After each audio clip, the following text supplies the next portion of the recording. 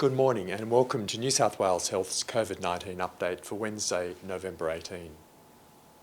New South Wales has recorded no new cases of locally acquired COVID-19 in the 24 hours to 8 o'clock last night.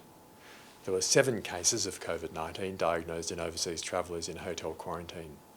This brings a total number of cases in New South Wales to 4,320.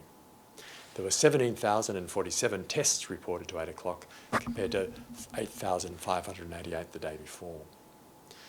New South Wales Health is treating 64 people with COVID-19, none of whom are in intensive care.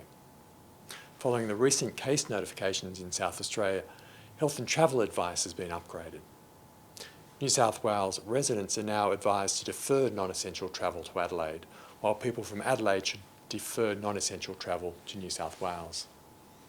If you have recently returned from Adelaide and have been to any of the sites of concern listed on the South Australian Health website, whether listed as people who must quarantine or monitor your symptoms, please get tested immediately regardless of symptoms.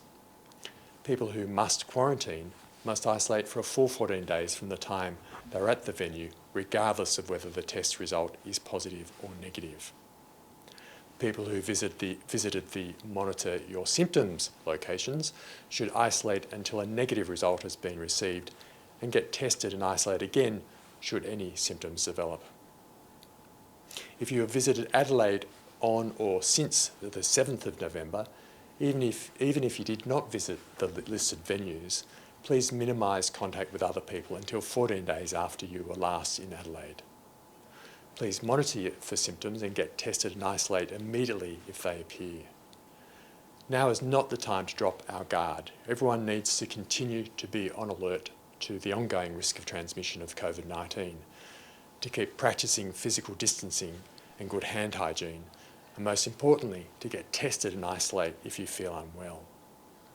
There are more than 300 COVID-19 testing locations across New South Wales. To find your nearest clinic, visit our website or contact your GP. Thanks very much.